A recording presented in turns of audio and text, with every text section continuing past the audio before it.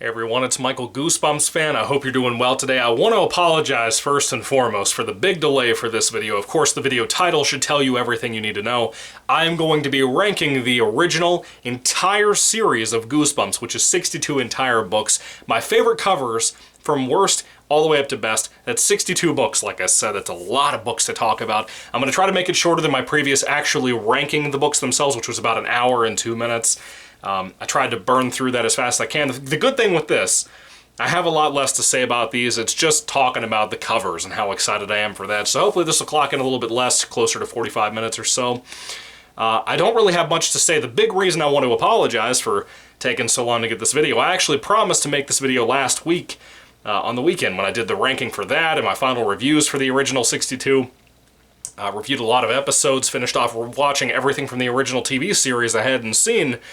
And now, I can actually do my ranking video, because there was two books that I was missing the original covers for. One, I have a large print edition, but it looked a little weird having that as part of the collection for the video, which was Curse of the Mummy's Tomb. I also didn't have the other Mummy book from the original series, which is Return of the Mummy. So I had to pick up both of those in paperback form with the original covers. I only had the reprint covers, which are what I used for my ranking video for the original book stories. Anyway, those are here now. I got them today in the mail. Thank God my beautiful, wonderful wife, Rachel, got outside, grabbed them in before it started raining, and here we are. So it's been a long day at work. I hope to go through these covers and talk about my favorites and my least favorites and whatever. And I hope you enjoy the video if you haven't seen it before or haven't seen my videos in general before on my channel. Anyway, let's begin. 62 books. Number 62 for me, clocking in at the absolute worst. By the way, I have 3 different stacks I'm going to have to move around while I'm doing this video. So, I'm going to try to keep them out of frame as I move things that you haven't seen yet onto the playing field over here, which is basically a tote that I'm going to pick things up from. Anyway, this is the same one at the worst of my original ranking for the other books. That is number 26, which is cool, a little reversal on numbers. The original, in my opinion, the worst book the original series has ever put out, maybe even all of Goosebumps has ever put out. It's an oddball puberty tale. That is My Hairiest Adventure. This is the worst Goosebumps cover from the original series, in my personal opinion. Maybe not the worst cover of all time, but it's one of them. Just some kid with hairy hands. It reminds you of that old adage about teenagehood and the things you discover in the hairy hands thing. Very gross, very weird, not comfortable. Not happy with that. Anyway, moving on to number 61, one of the other relatively not awful books, but rough books in the series. By the way, like I said, this is just for covers. Some of my favorite covers can be on some of the worst books according to the community, so be ready for that. This is not one of them. This is the second worst cover in my opinion. That is Chicken Chicken, number, what, 53? Yeah, number 53. So, Chicken Chicken is a fairly ugly one. Every time I would see that in my elementary school library Goosebumps book section, I'd look at it and then I'd put it down and never want to read it. I was the kind of kid that I loved the scary covers like Not a Living Dummy and Haunted Mask. I wanted to pick up those not just because of my love for Slappy or the Haunted Mask, but just because the covers looked freaking awesome. And there's a lot of those out there that look like that. But anyway, there's some goofier ones like the last couple I've shown you and this particular one. Even though this book isn't that bad, this is a weird cover I never really liked when I was growing up. Still not very fond of it. Number 60 on my list is Why I'm Afraid of Bees. You have a kid with his head on a bee's body. Tim Jacobus, I love you. I love you a lot. Not all these covers are done by Tim Jacobus, by the way, just in case you didn't happen to know. There's a couple of them, the original covers, that are not Tim Jacobus cover. I'm just talking about the original release covers in this book video. None of the Tim Jacobus 2005 reprints for Be Careful What You Wish For and for Stay Out of the Basement. Not including those, just the original covers. Anyway, Why I'm Afraid of Bees. That is quite an ugly cover. This one I was never impressed with either. It's a pretty solid read once again. I'm not amazed by it by the way everybody else is, but it's a pretty solid cover for what the subject matter is. I tried to think in my head, what could I make as a better cover to depict this story than what the cover actually is? It's not that this is iconic, it's about as good as you could possibly get, in my opinion. Anyway, number 59 on my list is How I Learned to Fly. Seagulls, tennis shoes, all that good stuff, that's about it. And the San Francisco Bay Bridge, I guess, is what that is. Yeah. Number 58, How to Kill a Monster. It's okay. Monster hands, door, pink and blue. One Day at Horrorland look-alike. That's really all it is. I remember nothing about that book, just so you know. Just in case you haven't seen the video I talked about, my ranking video for that. That's one of the very difficult to remember ones, but for some reason I listed it where I did. Alright, this one is number 57. It Came From Beneath the Sink. Very oddball book. Kind of a rough book. Kind of a rough ending, if you will. It's okay. Eyeballs under the sink. This one ain't much better, I'll be honest with you. This is number 56 on my list. Don't Go to Sleep. Rough episode. Rough cover, literally a hand sticking out of a kid's bed. What? Why? I like the pink lightning back here. That's very nice. That's it. This one I'm not too fond of either, even though the book is really solid. Number 55 is The Abominable Snowman of Pasadena. A lot of people love this book, a lot more than I do. The cover, not super fond of it. Even the re-release cover is not that great, from Brandon Dorman. It is what it is. Alright, number 54, a really solid read, once again, a kind of a darker, early Goosebumps book, one of the first 10 to ever get released. Number 54 is The Girl Who Cried Monster. I'm probably going to get slaughtered for this. A lot of people, including my boy, Mr. Mortman's Library here on YouTube, loves this book, thinks it's one of the best ever, if not his favorite. And it's a good one, don't get me wrong, but that cover's not great. I don't like it. Mr. Mortman himself here, messing with turtles in a tank. And if you've read the book, you know what that scene depicts, and it's horrific. Horrific, I tell you. Another cover I'm not super in love with is number 53 on my list. That is The Beast from the East. Another book that I remember almost nothing about. Almost nothing. Very few things about. I've read a lot of Goosebumps. A lot. More than 62, if you will, over the last 3.5 years. And longer. Technically closer to 4, because I was reading them for about 6 months or so before I started doing the videos for the channel. It's got some color to it, and that's about it. Alright, number 52. Solid read here. Number 50 here is the actual book for number 52 on my list. Calling All Creeps. Yeah, I like it. Little lizard monster people. Pretty cool. Scary book. Kind of creepy. Really got to me. Number 51. This is a book that I enjoyed. A lot of people really love this one, including Grayson the Goosebumps Kid here on YouTube. It's a solid one. The cover is one of those covers that when I saw it at the library when I was a kid in school, never impressed me, ever. And I had seen the story, and even the story itself after I've read it for the first time recently. It's a story that I've seen done a billion times, and I think it's the best ever told, not only as the original Lon Chaney Sr. film that I've never even seen the entirety of, but aside from that, The Phantom of the Megaplex, the Disney film, is the best adaptation of this type of story. Phantom of the Auditorium. And once again, this is number 51 on my list. It's just a guy with a cape. That's it.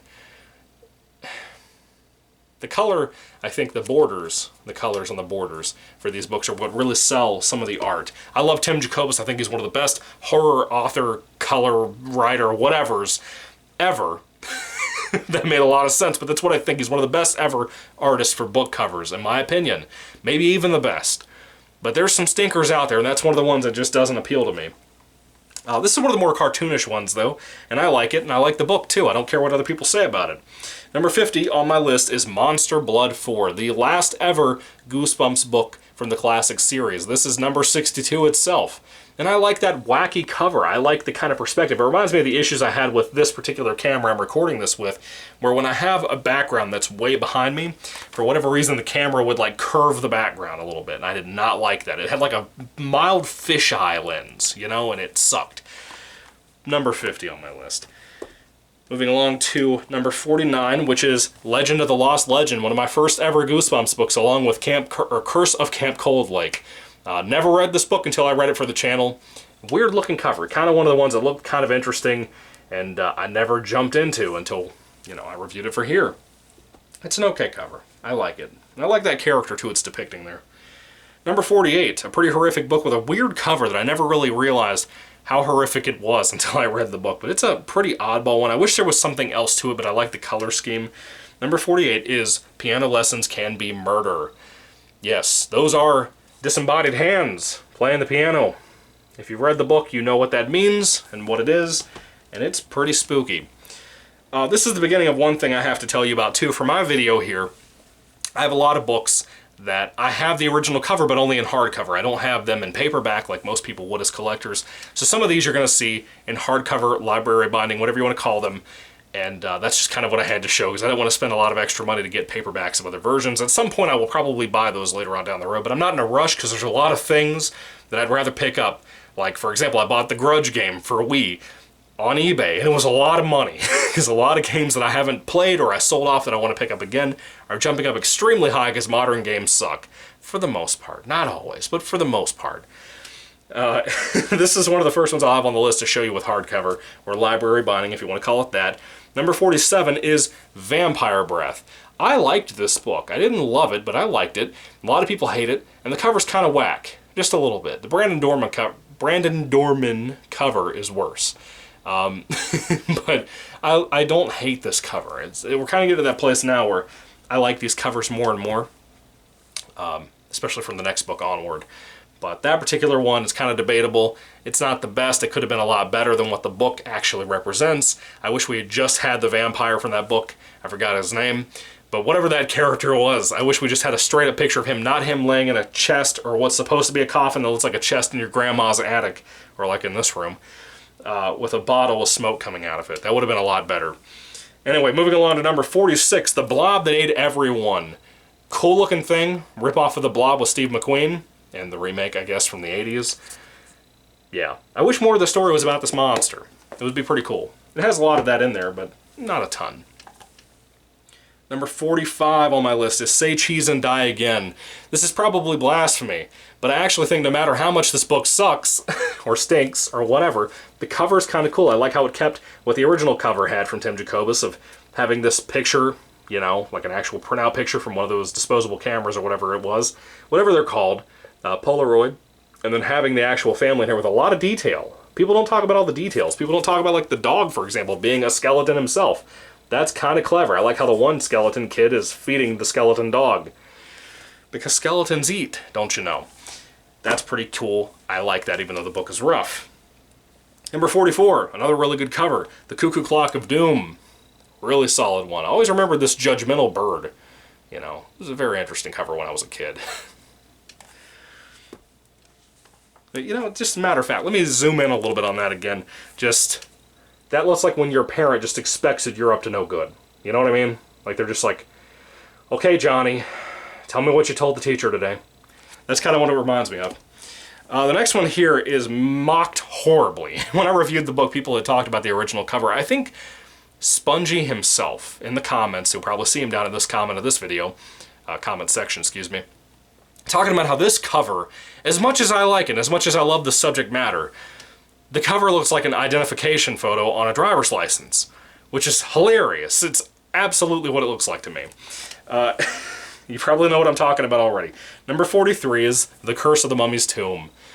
From far away, this looks like the picture that would be on a driver's license. And I agree with him, but I like the detailing. I'm a big fan of mummy stuff.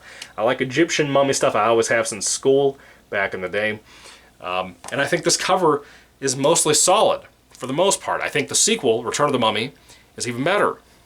Better cover. Pretty high up on my list, too, as a matter of fact, just so you know. Next cover is number 42 on my list. I really like this one. This is not done by Tim Jacobus, as a matter of fact. This is Be Careful What You Wish For.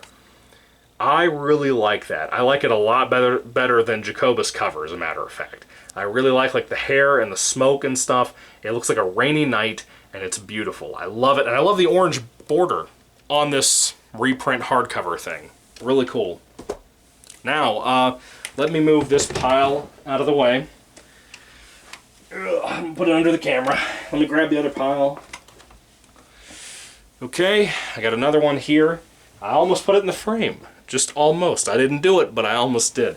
Out of negligence. Alright, the next one here. Oh, I grabbed the wrong one. Oh, crap. Okay, let me figure this out. What can I do to solve this situation? I grabbed the wrong one. Let me pull this closer. Okay, under the camera. Let's do that. Alright, I think we're good. I'll just move it one more time when I'm finished with the second stack. Alright, number 41 is going to be My Best Friend is Invisible. I really like this cover. It's very wacky. Again, that kind of a fisheye lens cover. I'm trying to pull my shirt down and stuff. It's cold right here. There's a vent behind me. Flying pizza. Pretty cool. Is that a juice box? No, it says pop. Okay, I'll take it. I thought somebody was drinking juice while they ate pizza. Who does that? That sounds sick. Who does that? Anyway, number 40, one of my old covers that I really liked a whole lot, and a really solid book, a really kind of creepy book too. Number 40 is The Ghost Next Door. Yeah, I like this one. Wish it didn't have this ugly green color around the border, but I like the invisible feet and stuff. Pretty cool. Somebody had said something. There was something about the door people had talked about. Maybe it's on the other cover, but I was thinking somebody had said something about the doorknob not being right where the little latch is on the door. I don't know. Or it being too low. Something weird like that. But anyway, that is my number 40. Number 39 is a book that I love deeply. I think the cover is... it's not great. It could have been a better cover. The Brandon Dorman cover, once again, is not great. Maybe I'll do a video one of these days ranking the Brandon Dorman covers on their own. I don't think I own all of them. I might own a lot of them, but not all of them. Anyway, this, for number 39, is Let's Get Invisible. Really scary read, man. Really scary read. If you happen to have a fear of mirrors, or you don't happen to have one yet, this is a really good one. Really good one that'll really put that idea into your brain. Forget Oculus. Who cares? Mike Flanagan, read R.L. Stine's Let's Get Invisible. That's a really good one. Alright, number 38, Egg Monsters from Mars. I really like the detailing, and I like this little fella. He's a very cute character in the actual book itself. I like the red floor. I like a lot of things about this, and I also happen to like eggs. I ate a lot of eggs. I'm trying to get back into eating more eggs so I can lose some weight some more. The good stuff. Good stuff. You don't like eggs? Put some eggs in your body, in your mouth. Anyway, next book, number 37, Bad Hair Day. Really like this one. I like magic stuff. The book's not great. Cool looking rabbit. I really like the rabbit. I like the curtains too. Very nice touch. I like the hat. I like the card tricks. I think there's a wand. Yeah, a broken wand. Cool stuff. I remember that cover kind of creeping me out when I was a kid. Just a little bit. This book might seem a little high. This next book, at least, might seem a little high on my list. For me, the reason it's there is mainly because I like the detailing on it. I like the trees detailed, I like the background, the sunset looking type of background. I like it. It just works for me. It's not going to work for everybody. This is going to be one of those controversial picks. But for me, I like it. I like it more than Bad Hair Day and a lot of other covers I've named off so far. That number 36 for me is Monster Blood 3. Look at that background. Look at the sunset. How could you not love this? Look at the trees and the detailing of the bushes and the grass and the playground he's walking on. How could you not love this cover? It's a great one. Very much proving the point of the kind of talent that Tim Jacobus has as an artist. He doesn't just do scary dummies. He doesn't just do scary skeletons eating dinner. He does things like this, where he could do nature things. You know, he's a great artist, man. If I ever had books get published, I would want him to be my artist. I really would. With his reputation, genius. Fantastic. Alright, this cover here scared the hell out of me when I was a kid. Number 35 on my list is How I Got My Shrunken Head. I had this cover on the DVD box, right? On the DVD that I owned. I never read this book as a kid. Never even owned it as a kid. But this cover here scared me so bad on the DVD that I watched it one time, and the episode's not amazing. It's not bad, but it's not amazing. It's kind of above average, a good one for the most part. And that cover scares me more than that episode. More than that idea. The book's pretty creepy too. If you're afraid of stuff like that, it's a good place to start. Number 34 on my list. We're pretty much, we're almost halfway through. That's pretty wild, pretty quick. Alright, number 34 is Attack of the Mutant, a cover that many people love, with the fortress back here and everything. Really love the design here. This is designed to look like what you would see on a Marvel comic book or a DC comic book, where you would see the hero or whatever doing whatever they're doing, in this case the villain, and then you'd have like Marvel Comics Presents and then something like that. That's what that's supposed to look like. This is a love letter to comic books. So many other Goosebumps books are like that. Like one of my favorites, Little Comic Book Shop of Horrors from the GYG Choose Your Own Adventure books. A lot of R.L. Stine Goosebumps books are comic book love letters, and this is one of the best ones. Probably one of the best, if not the best, of the comic book love letter books. I adore it. Really good book. Cover is solid. Really solid. The next one here is very high up in my list of favorites, and it really blew my mind how much I love this. I never wanted to read it as a kid because of the cover. And the cover itself still doesn't hold the greatest amount of love for me as much as I adore this book. I think it's one of the best Goosebumps tales out there. I really love the movie, the love that it gives out there, the love letters to like Nightmare on Elm Street, Friday the 13th, all these horror franchises I grew up on. This book loves that stuff, and yet the cover's not really the greatest representation of what this book is. Alright, number 33 is A Shocker on Shock Street.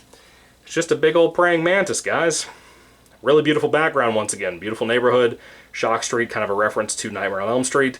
Really dig that. Title, of course, is also a reference to Nightmare on Elm Street. Moving along to number 32, The Haunted School. One of the big underrated ones. You might just think it's some lockers with papers and stuff falling out until you look closer. It feels like it'd be a jump scare set up for this video. Also, Curly is right there. That's pretty neat. Really cool cover. Got it from my wife. Really love this book. Really solid book, too. People don't talk about that one enough. Alright, another one, halfway through, that Tim Jacobus did not do. Pretty much the only other one that he didn't do when they were originally finding out who would be the best artist for these books. This, number 31, for me, is Stay Out of the Basement. The last OG 62 Goosebumps book that I read and reviewed here on the channel. And as you can see, it's just a hand coming out. I still kind of like this more than the Tim Jacobus book cover. That's just kind of my opinion for the reprints that he did. If you haven't seen that one, you should look it up, but I really kind of like this more for the ominous feel that it brings. I feel like this is less of a spoiler than what the Tim Jacobus cover does. You know, and if you've seen that one, you kind of know what I'm talking about. Really great book. Really great psychosis book. If you want some psychological terror, really good stuff. This book here scared me when I was a kid. Never read it. And yet, the cover was creepy then, and it's creepy now. Really gets to me with my fears of fish. And this is kind of back-to-back with another one. Number 30 is Deep Trouble 2. Look at that guy. He looks like a fish who breathes. And I mean breathes air. It feels like he would have some kind of breathing issue or something. Like he'd just be like... like he stares at you while you hear that. Non-stop. That's petrifying. I don't like fish. I like to eat them, but I don't like that kind of fish. Number 29 is actually the first book of Deep Trouble. Jaws reference. Yes, I know it's a hammerhead, not an actual just straight up gray shark, but that's spooky, man. When I was a kid and I'd see this cover, it always kind of put me off, but it has a very summertime feel, and I like the detailings on the underwater stuff, like these plants here, man. Really solid cover. People don't talk about this enough. I feel like it's kind of underrated. It's better cover than Deep Trouble 2, even though Deep Trouble 2 and 3 are better books than Deep Trouble 1. Yeah, I should tell you a lot. This one here, I feel like I'm going to get some blowback on, mainly because I put it up so high, and I really like the cover. The book itself has its moments. I don't adore it or love it. My wife got this book for me, but I really like the detailing of the cover, and I like the general idea that Jacobus has for this. I don't remember if this scene is in the book, but I really like how creepy and how weird and how skin-crawling this cover is and how much it's stuck with me all of my life. Never read the book, like I said, but I read it one time for this channel, and it's always gotten to me because of the cover, for some reason. Number 28 is Go Eat Worms. Look at this. Can you imagine having your freaking notebook on your desk at school or at home or anything, and freaking worms are crawling out of a hole in there? There's something about that, and like when the one over here is like just coming out between the pages, there's something about that that gets to me so deeply. I don't know why. Maybe it's because in Virginia we have those infestation of those freaking spider cricket things that are just mortifying. They're friendly, and they like to chase you. When you try to chase them, they start jumping towards you. I don't like that. I don't like bugs, don't like fish, don't like frogs, none of that crap. This is a great example of why I don't like worms. That cover is just creepy. It's always stuck with me, even when I was a kid. There you go. That's me being defiant of my fear of worms. Number 27 is Monster Blood 2. Probably the best of the Monster Blood books for me. There's Cuddles the hamster. Really like him. Like all the green stuff. This cover and the other Monster Blood covers are nowhere as scary as the original Monster Blood cover, which is wild to me. This is a really great book. It's very silly and goofy, and the cover really kind of fits that so well because essentially what it becomes by the end of the book. If you've read the book, you know what I'm talking about. That final couple of chapters, it's a very weird book at that point. A very different type of Goosebumps book. And it's almost like an embrace the silly nature of what Goosebumps can be when it's more comedic. That cover really complements that, in my opinion. This cover here is one that has always stuck with me. I didn't want to read it when I was a kid because I hate baseball. And I read the book finally a couple of years ago. It's really good. It's really good. If you always have the resistance that I have to books like this and the avoidance of baseball and stuff, don't fall for it. Read this book. The cover is good. The book is better, I think. So this book right here, number 26, is Camp Jelly Jam. Camp Jelly Jam. Well, excuse me. The horror at Camp Jelly Jam. I kept trying to say welcome to Camp Jelly. I don't know. This fella right here is pretty spooky. He gets to me. Was his name Bud? I can't remember. It's been a while. My memory is getting worse the older I get. Yeah, I don't like his teeth and his smile. It really freaks me out. Moving on to number 25. This one I think I read either on my honeymoon or my vacation last year. It was one of the two. My honeymoon was like 2 years ago. But I really liked it. Really great read. I don't think I had ever seen the TV episode. I might have rented it and just didn't watch it back in the day. But this cover is really good. Always liked it even on the VHS tape back in the day from Hollywood Video. Number 25 is A Night in Terror Tower. Look at the high executioner. Tell me he's not a great villain and the design for him isn't cliche while also being great. He is such an intimidating character and I really like him. And I like the twists involving him in the book. Good stuff. This one right here I just read. It was the second to last Goosebumps book I read and reviewed for the channel for the OG 62 classic books I'm currently ranking the covers of right now in front of you.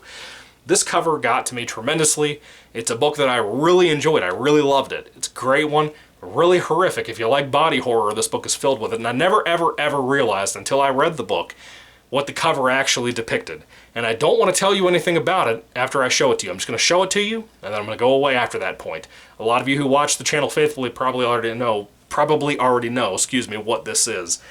Anyway, number 24, I Live in Your Basement. I'm not going to tell you anything about this cover and what it depicts. It's right there in your face, and I promise you it's absolutely horrific. If you've read the book, you know how horrific this is. Great read, great cover, really love it. Good book. This one right here might be a little too low for a lot of folks out there as well, and I kind of get it, but for me, it's a solid cover, a really great cover even, for a book that is good until the ending, basically. I think the ending really falls apart. This is number 23 on my list, Welcome to Camp Nightmare. Another summertime book. A lot of summertime camping type books. This thing right here being outside of the tent, you think would have scared me a lot more when I was a kid. It did not. This is my actual cover from when I was a kid. I've owned it all of my life. I love the backgrounds, I love the tent, I love the trees and how kind of gothic and Edgar Allan Poe they are. And then there's this thing. I assume it's supposed to be a saber, the creature from the actual book. And he's pretty spooky. He's pretty spooky. Really great cover, really great design in general. Number 22 on my list is one that has always frightened me. I don't think I've ever read this book. I might have read it once. I don't know for sure. In my entire life. I've owned this book forever. It's one of my early ones. Like my first 10 books I ever owned from Goosebumps back when I was a kid. Maybe from the skating rink birthday party I talked about where I got a lot of my first Goosebumps stuff. This one has always frightened me for some reason. I read it recently, maybe in the last 6 months, and I really enjoyed it, I think, from what I remember. Just keep that in mind. Maybe I'm wrong. Maybe if you go back and check out my review, maybe I say something different. But I'm fairly certain I really enjoyed this one. There's another book from the Horrorland series that's very, very similar to this called Heads You Lose. And if you've seen that cover, it's kind of reminiscent of this. But this cover here I really, really like, and it's always been scary to me. Number 22 is The Headless Ghost. There's something about the detailing on this ghost coming down the stairs, holding his own face, right there. That is terrifying. I love it. It's like a weird manipulation of the Monster Blood cover, and I adore it. I adore it. It's a great cover. Really great cover. And as you can tell from the last few books onward, we're in the place where I consider the covers great. Just straight out, hands in hand, great. I love them. I think they're beautiful. They're fantastic. I'm also going to take a drink of some Diet Pepsi that I have right now, because I need a break. My voice needs a break, as a matter of fact. You may be wondering why I went ahead and wanted to record this video so late at night after work. I work second shift, I get off very late. It's mainly because when I recorded the ranking of the actual book stories, it was very hot up here. It was a Saturday, It was very hot in this room in the attic. Virginia is very humid. It's very, very humid. It was hot up here. Trying to yell over to the microphone for this camera is next to impossible, and I had to have a lot of water to drink while I did that hour-long video. Really messed with my vocal cords. My voice wasn't the same the rest of the weekend. I pretty much lost my voice most of that weekend. Anyway, I figured I'd pace myself. Pick a night where the air conditioning's been on. It's nice and cool up here. The vent behind me is actually cool and actually running, like I said. And it feels nice, thank God. So I won't struggle as bad. Number 21 on my list is one that I really love. It's one of the last 3 Goosebumps books released from the 62 original books. It's one that I think is very, very underrated. It's technically a Halloween book. I'm surprised it wasn't marketed as a Halloween book. Really good one. Werewolf Skin. Very hard to find. Very, very hard to find. I know I have a sticker in the middle of the picture here kind of ruining it, but man, it's a great cover, and it's a great couple episodes if you haven't seen it before, from the old 90s TV show. I really love it. I love the detailings, and I love the story itself. It's a great read. Really, really, really recommended. Now, number 20. We're in the top 20, folks. This is one of my favorite Goosebumps books of all time. It's way up in my rankings of some of the best ever. And when I did my ranking for the my entire 62 books series, a lot of people expected this to come out at like number 1. And I think I surprised some people. I don't know yet. But it's one of the best out there, in my opinion, story-wise. However, it is not one of the best covers ever. It's a great cover, but it's not even in my top 10. Not even in my top 15, for that matter. It's in my top 20. Without a 62 books, can you really blame me? It's a really good one. But there's a lot of better covers, man. Really great book. Fantastic read. I highly recommend checking it. I cannot believe this is not a reprint right now. It's fantastic. Really good one. Anyway, number 20 is Ghost Camp. I love this. I've seen shirts with this on it, where it's like the blue lightning, and it's so just mysterious and mystic. And I used to think it was kind of goofy when I was a kid because of the characters wearing clothes but being invisible, representing that they're ghosts, except for this one girl. But dude, the older I've gotten and the more I fell in love with this book, and I see these covers, I think it's one of the great ones. It's just a beautiful cover that really represents the spirit of this book and what the main character feels like too.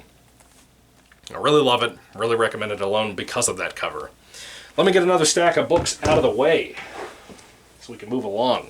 I don't know how long I've been recording yet. I don't have a timer on my actual camera in front of me, so... well, I've got to adjust my shirt again. Yeah. Alright. Number 19 on my list is one that some people think probably should have been lower on the list. I think if I had to look at people's typical casual rankings of the covers. I really like it. I think it's a really solid one. I like it more than Ghost Camp's cover. As a matter of fact, surprisingly, the older I've gotten over the last 3.5 years, the more I've liked this cover more and more. Great read, too. Number 19 is going to be Revenge of the Lawn Gnomes. Really great read, man. Really cool cover. I like how they're just specking you out. They look like they're gonna rob you, you know?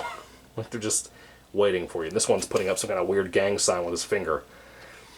Must be part of a, you know, the Overlook Hotel. I don't know.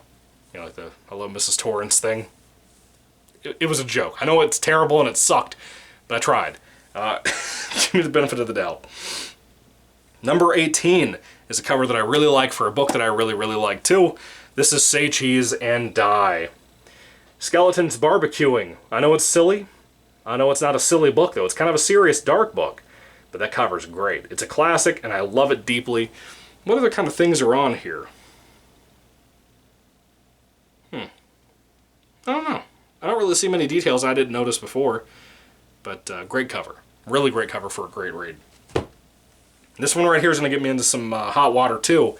I think this is one of some people's what they consider to be the best Goosebumps book ever of all time, period, no matter the era, series, anything. I'm curious what people think about the cover of this. I think it's a great cover. Fantastic. Really great one. I remember it on the VHS tape, and my current VHS copy of this, I love looking at it because it's a great cover in general. It's not one of my top 15s. This one happens to be number 17 on my list. The Haunted Mask. This is great. I know it's scratched up. I know it's scratched up on my copy in paperback, but I really like it. It's great. That's Carly Beth holding up the really scary, creepy mask from back in the day. This is the first ever look at the Haunted Mask we ever had. Remember, this came before the TV show, and this to me, is not the definitive cover of that, or the definitive look for the monster mask. I think the Haunted Mask, for me, the best one ever, is the original look from the Carly Beth 1990s series, the original first 2 episodes of Goosebumps, the premiere of that show. I love that mask. It's just slightly different. They did very faithful to trying to make it look like this before the screen, and then the makeup appliances they had to do. It looks great. That's my favorite of all the masks ever. Cover designs or anything, it's great. But I like how this design has held on to all the books ever since, whether it be Wanted the Haunted Mask from Most Wanted, or technically before Most Wanted, or from Scream of the Haunted Mask from the Horrorland era. I think it's like book 2, I think, something like that. Great cover, but I still like other things better than that. So, moving along to number 16. This one I really like. I love the look of it. I think it's creepy and it's kind of cold and chilling. You probably already know what it is. Number 16 is going to be Beware the Snowman. I saw this cover so many times when I was a kid, and I wanted to read it all the time. I never got my hands on it until I started buying Goosebumps, and I finally read it, and it's a really good one. A really good one. If you like Christmas time, not really Christmas time, it's not a Christmas-themed book, but if you like winter-themed stories with snow and stuff, you can't do better than this and Abominable Snowman of Pasadena. This one is way better, in my opinion. Really solid read, really great cover. This is another one of the ones I messed up all of my sentence right there. This is another one of the ones that I ordered. I've been waiting on, like I said, to make this video. So you probably already know what it is. And you might be surprised it's in my top 15. This one's the tail end of my top 15, at number 15. That is Return of the Mummy. Look at this cover, dude. Look at the yellow and the blue on the borders. I love it. It is a great cover, and I like how you just slightly start to see the face of the mummy. It's mainly just one eye peeking out, but man, that's creepy. I love it. It's one of the best mummy covers, if not the best mummy cover, in my personal opinion, and I think it's very, very underrated. Yes, I like it better than Haunted Mask and Beware the Snowman's covers. Get over it. Alright. Number 14 on my list is the original OG number 1 of the first ever Goosebumps books ever released. This is number 1, first one to ever come out. Welcome to Dead House. Look at this cover. Look at the dude in the window over here. Look at the open door. Look at everything about this cover, dude. Look at the stairs. The stairs are cracked. It's just an amazing cover, and I can only imagine what it would have been like in 1992, before I was born, to pick this book up at a store and see this cover and not know what to make of it. It is a beautiful cover, and I highly recommend the book for a very gory, scary, eerie book. It's one of the best haunted towns, haunted house stories ever written, in my opinion. Fantastic book. I highly recommend it. Unlike the next book, the actual story of this book, that has a wonderful cover that I've always wanted to read because of the cover back in the old elementary school library days, and I read the book for the channel here, and it sucked. It was really bad. It might be in I think it's in my bottom 5, bottom 10 books from the original era. On top of all of Goosebumps, it could be very, very low on the list. I haven't really decided yet. It's pretty low. It's very low, as a matter of fact. For the covers, though, for number 13, I think is what it was. Yeah, number 13, one of my favorite covers of all time from Goosebumps. The Barking Ghost. This book sucks, but this freaking dog is terrifying. Look at the red eyes. Look at the black and purple background. You can't go wrong with this cover. It is just absolutely amazing, and the red borders on it just make it even better. I love it.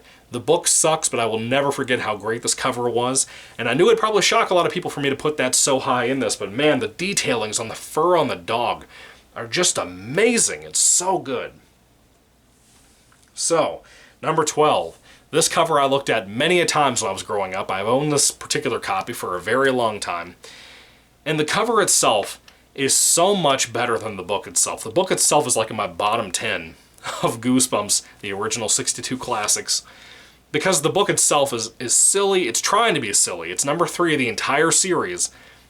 And it's trying its best to be silly and funny and kooky and kind of a small-time adventure compared to following up Welcome to Dead House at book number 1, book number 2 being Stay Out of the Basement, how frightening both of those books were, how much body horror was in both of those, how much gore was in both of them. And then coming to this, and seeing how goofy it is, and how silly it is, and even the writing style feels amateur. In my personal opinion, I think this is secretly the first ever one written even though it was the third to be produced. I think it's the first one ever written because of how awful it is. But the cover itself always scared me, and I always used to pick up this book, and I don't know if I ever read it all the way through when I was a kid, but I would pick it up and start to read it, and even if I didn't like it, I just put it away and never read any more of it, I would think about how scary this cover is and what was inside of the book would probably eventually, if I could ever make it through the book, out of the massive 120 pages that it is, it would probably be eventually scary. But it wasn't. So that's kind of the sad part. What was it? All that rambling, I lost my place. Number 12 is the original Monster Blood cover. I love it. I love the glasses. It was probably originally supposed to be red blood, for this toy called Monster Blood. And it dripping down the stairs always freaked me out too, because what I used to depict in my brain is that there's probably a monster in a basement, even though this would clearly be the main floor staircase thing that leads up to an upstairs. However, in my brain, I always thought as a kid, as a kid, this is probably basement stairs, and that's Monster's blood, that every time it goes up and down the stairs to terrorize the children of the book, or the main kid, Evan, that it probably bleeds as it goes.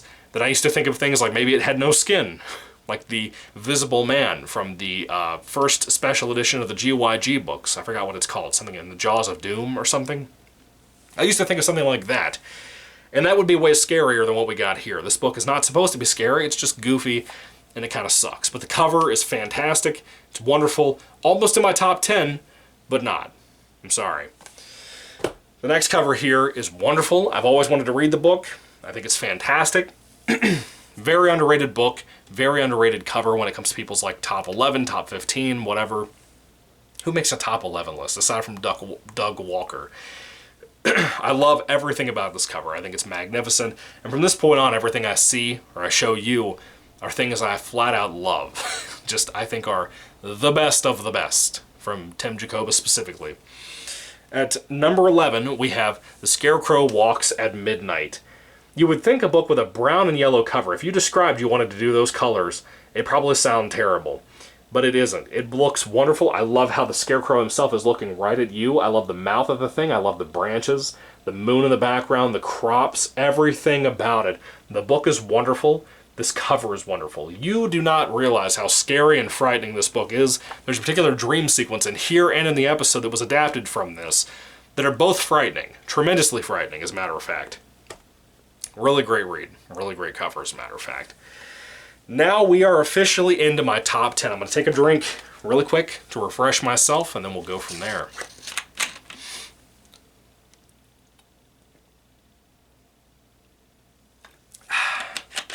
You probably have an idea what my top 10 are going to be. I like to give you about 3 or 5 seconds to pause it, the video. Go down there, tell me what you think my top 10 are going to be. If you happen to know the top 10 that are left that I haven't put in the list yet, I'd like to hear what you're going to say. Alright, so I'll give you about 3 seconds. You can pause it and go do it. 1 and 2 and a 3. Alright, so number 10 on my list is one of my favorite Goosebumps books of all time. I love the urban legend-ness to it. Number 10 happens to be You Can't Scare Me. This book is freaking fantastic. This cover, though, is the best thing of it. I love all 3 of the mud monsters here. I think it just completely captures, including these massive trees that look like they're out of the Amazon or Australia or something. They look like something that completely captured me as a big fan of this book. Out of all the people who hate this book, I love this book deeply. I can't tell you enough how much I think this cover completely captures how wonderful this book is and what the actual feel and the tone and the atmosphere of this book are. It's a shame when I look at the Brandon Dorman cover, or when I look at something like the episode itself that turned into a more comedic route and a more goofy comedy route that just ruined it with even a great monster look for the mud monster in that episode. It pisses me off, but man, I have this cover to fall back onto, and this should have been in every reprint cover ever. Kids nowadays would love to see a cover like this and go with it. It's just amazing. Look at that. Look at that. Look at the face of this thing. It's just wonderful, and there's nothing like it nowadays. It's a shame. Number 9 on my list is one that's also very controversial. It's one of my favorite Goosebumps books, again, and this one always gets hated on. Number 9 for me is one of the most detailed covers out there, and it is Ghost Beach. I love it. I don't care what any of you guys, you posers, say. It's a great cover. You're not really a poser. I'm just talking trash. Look at the moon. Look at the cover. I can't talk. Look at the clouds going around the moon. Look at that. I love it. Look at the ghost. Look at the mist coming out of the ghost. Look at the headstones. Look at the ground. Look at everything about this, dude. It's just amazing. What does that one thing say? Oh, it just says RIP 1642 to 1732. I love this. And even in the background, you can see the beach all the way down here. I mean, dude, it's just so detailed. Even if you don't like this book, do not sit here and tell me this cover is not amazing. I will reject you for that. I promise you. Alright, number 8. Number 8. This is a great one. It's a great episode. It's a great book. One of the best twists ever done in Goosebumps. Phenomenal read. And it's one of the most kind of underused subgenres of horror out there, which is kind of sad. But this cover rocks. Everything about this book rocks, but the cover and the color scheme around the border and whatnot are just amazing. That is at number... what is it? Number 8, excuse me. The Werewolf of Fever Swamp. Look at the purple and green, dude. And look how much this picture goes with this. Man, look at the moon. Look at the design of this wolf. Look at the detailing. It's just, there's nothing like it. There's clothes laying here, by the way, on this. It's just a magnificent cover that no one talks about. And even the new cover that I read the book from doesn't do justice to how good this book is. It's a complete shame, in my opinion. Alright, number 7 on the list. This is another controversial pick, because I know a lot of people love this book, they love this cover, and I get it, it's in my top 10. It's a phenomenal cover. It's one of the, probably one of the scariest covers I've ever seen in Goosebumps. It's always gotten to me, but there are 6 other covers that I like more. Number 7 on my list is Tim Jacobus' Night of the Living Dummy 2. With the pink and everything, the little scared bunny rabbit and the scared bear that are looking right at Slappy.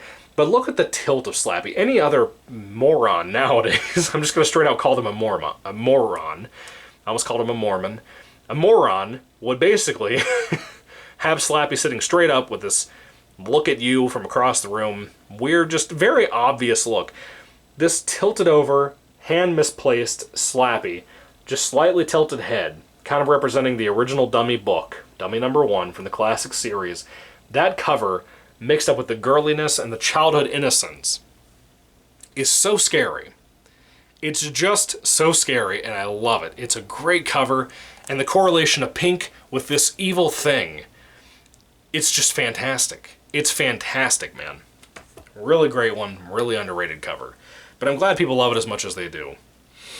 Alright, number 6. You might be surprised by this pick that it didn't make it in my top 5, because it's a book that I love, and I also love the cover. I have a lot of nostalgic memories for this book and this cover.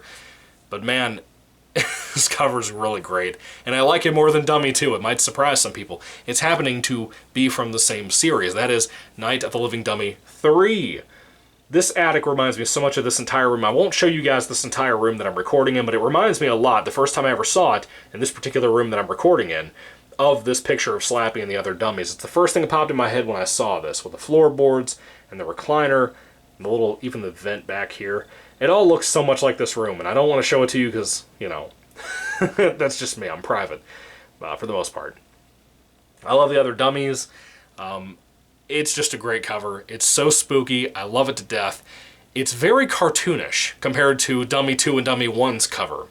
And I get by the time this came out, I get why it was more cartoonish. But to me, it's the best of the Dummy books. But I think cover-wise, it's very inferior to a particular one that we'll talk about in a moment. Hint, hint, nudge, nudge, wink, wink. Dummy 1. Dummy 3 is a great cover and a great book. Alright, top 5. Top 5, folks. Are you ready for this? I'm excited about this. Alright, number 5 is a book that I love deeply.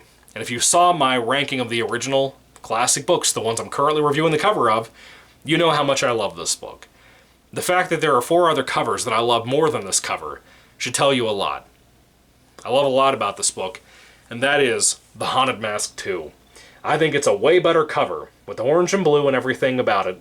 I think it's a better cover than Haunted Mask, I almost said Haunted Dummy. Haunted Mask 1. I love Halloween. I love masks. I love everything about Halloween in October. I love everything that's a little touch on here, like this little nightstand lamp thing out here. I like the design of the trees, and I love the porch and the angle of the kid getting right up in your face, fisheye lens of the front door, looking out at this kid who's trick-or-treating, and something is just slightly wrong with him. Even the detail of the skin flap with the skull underneath on that picture is just wonderful to me. I love the book's themes and everything about it, but that cover, man, it just really, to me, encapsulates what Haunted Mask 2 was about. I still have the Haunted Mask 2 DVD from back in the day. It just has the same picture, and I remember it always frightened me. The episode is scary too, but that cover, man, there's something about that that always drew me back and always made me want to read it, rewatch it constantly, and made me want to reread it every year too. I just love it. It reminds me every time I look at it of just a cold fall night in Virginia called Halloween, and I love it. It's wonderful. All right, number 4 on my list. I'm going to take a second. What do you think are my top 4? I'm going to take more of a sip of Diet Pepsi. Let you guys discuss it amongst yourself. There's some other great covers coming up, man.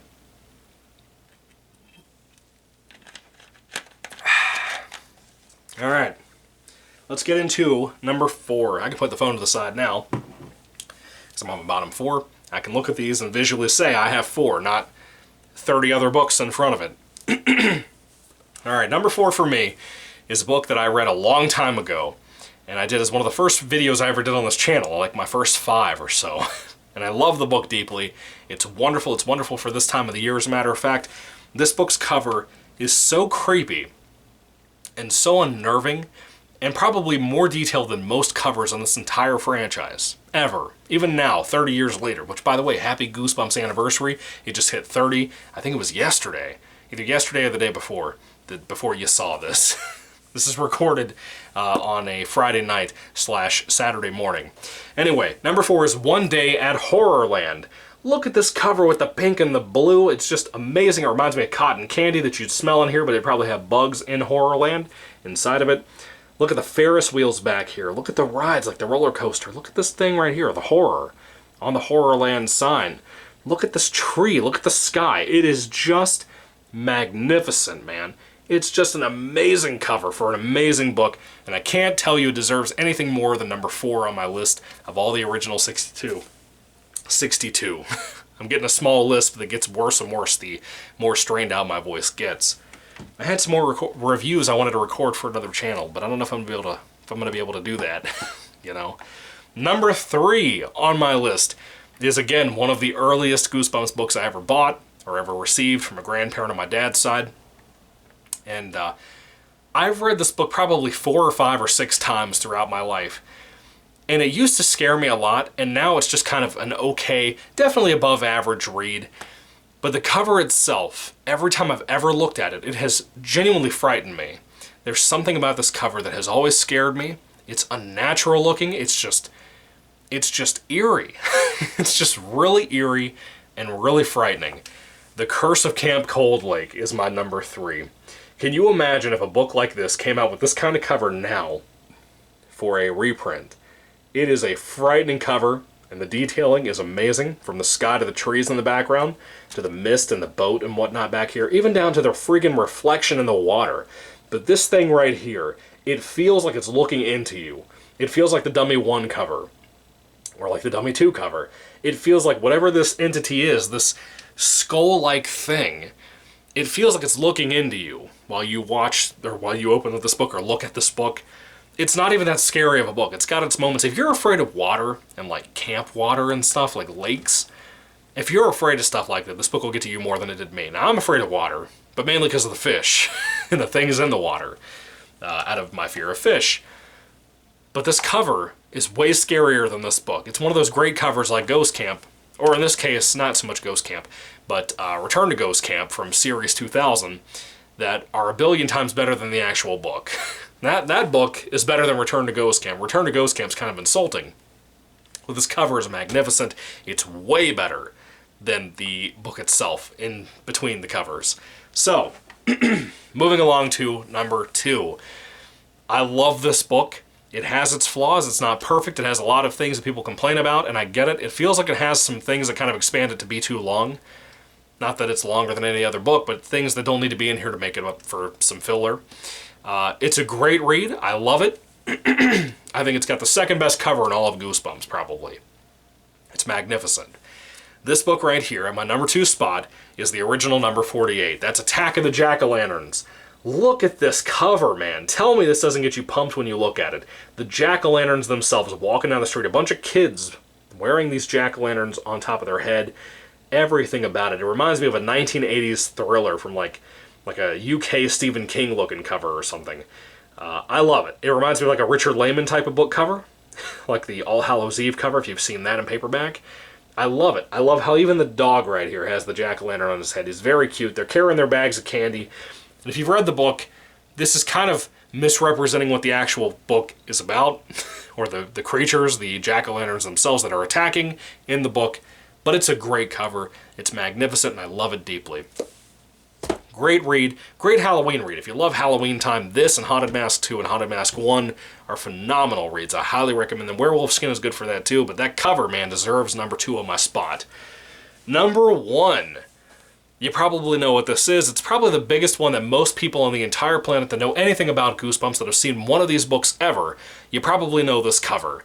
And to me, even though the book is not the best of this particular series, it is the beginning of it. It's very important. It's one of the early Goosebumps books from back in the day. And the cover itself has frightened me all of my life. It's still scary, it's still unnerving, and it still feels like it looks into you, just like I said earlier about the Camp Curse, or Curse of Camp Cold. Like, I can never get that cover right, their title right. There's so many C's in there. The first book on my list, the number 1 on the list for me, on my classic ranking for the covers, is Night of the Living Dummy. The first one. Look at this. Look at this cover, guys. The thing for me is that I've always wanted a dummy of Slappy that looks just like this. An actual built just like it type of dummy. I've wanted it with the weird looking mouth. Now mind you, if you don't know anything about dummies, usually they don't have the neck connected to the mouth where the whole piece would slide up and down while he talks. That's what made this so frightening to me. No matter what's in this book, this cover is one of the scariest covers ever produced from Goosebumps, and I think it really drew a lot of adults' eyes to this series and really made people question at the time. Mind you, there's a lot of banning of Goosebumps back in the day. I think if I had to bet, never knowing anything about the court cases with those bannings, or not even court cases, but just local hissy-fissy parents and pissy parents, if I had to know anything about that without knowing anything about it, I would say they probably looked at this cover, probably looked at this cover right here and said, this is too much for our children. And I kind of get it. On one aspect, I kind of get it. I'm a free market man. I believe firmly in that. But I kind of get it, you know? However, I don't know if I think this is scarier than, like, Scary Stories to Tell in the Dark, Stephen Gamel artwork inside of that book, or even the covers of those books. This cover is terrifying. It's so scary. It has stuck with me my entire life. And again, I don't even love this book deeply. I think it's very good, but it's kind of had the effect that Child's Play has had for Chucky. If you know anything about this first book, and you happen to know anything about the previous book, or the following book, excuse me, if you know any other books from this series after this book, then you've already been spoiled about the ending of this book. It's kind of ruined it for you. This cover's wonderful. I love most of this book. It hasn't really aged well because of the Child's Play factor. I'm just going to call it the Child's Play effect. Let's just call it that from now on in the community. That'll help a whole lot for all of us that understand what we're talking about with this, who have read the book. It has its flaws, but this cover is magnificent. I will never forget it as long as I live, and I will never sit here and not tell you that this is one of the scariest books of all time. Cover-wise, at least. The way he looks at you with the green eyes will never depart from your soul. You'll never forget this cover, I guarantee you. And even like how the lighting is, with the green back here and whatever, and how half of his face is in the dark. There is something so truly scary about this cover, and I will never ever forget it as long as I live. And if I'm being honest with you, I may very well say that could be the best Goosebumps cover of all time, for me personally. Maybe. I don't know yet, but maybe. It might be my favorite Goosebumps cover of all time. There was something truly frightening about that, and I wish we had more modern-day covers like that from Brandon Dorman, or from Tim Jacobus, or anybody. I don't care who puts them out, I just want the covers to look better. This cover is magnificent. Anyway, what are your rankings on the original 62 book covers? We're finally done. I've done all the videos really focused on that I can do, aside from little theory videos here or there if I decide to do something like that later on down the road. But for right now, that's really the cover ranking that I have from worst to best. All 62 classic books from this series, this franchise. The OGs are done. I'm done with them. Done. I'm currently reading a GYG book. I'll have a review up hopefully sometime this weekend for you. Maybe a review for another one too. I don't know for sure, but I kind of feel free. I meant to talk about this at the end of the ranking of the entire book stories for 62, the classic books. But I kind of feel free. And even Spongy said it really the best he possibly could in the review, the comments section of that review or that ranking, that it felt weird to have my channel finally be done with the original 62 books. And I agree with that. In some respect, I feel like I've gotten like a whole weight lifted off my chest, and I feel kind of free now. Those original 62 books, I finally read them for the first time all the way through in my life. I've never done that before. I've read many of them, but not all of them. And it's weird now. So I'm kind of just jumping from place to place on what I want to read next, what I want to review next, what series I'm bouncing around to. I want to start finishing up series. I want to start getting into things and finishing them up entirely. There's not a whole lot of Series 2000 left. There's probably half of those books, maybe a little over half left that I have to read of those. I think I've read a lot of GYG. Maybe not all of them for sure, but not even half of them. Maybe right at that, somewhere in that ballpark. I got a lot to read, got a lot to review, like the double header books, or triple header books, excuse me. The TV books that are novelizations of the episodes that are based on the original novels. I have a lot of things to talk about. So hopefully you will stick around and stick with the channel. Subscribe if you haven't seen these videos before from my channel. Hopefully this video entertained you in some way, facet, or form, and I hope you had a good time.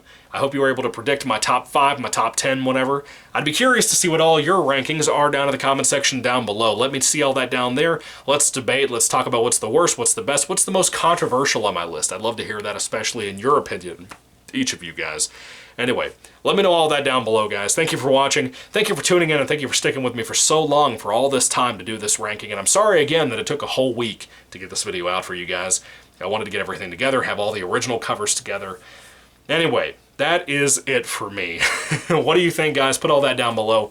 And again, thank you for watching. God bless you. Have a good weekend, and goodbye.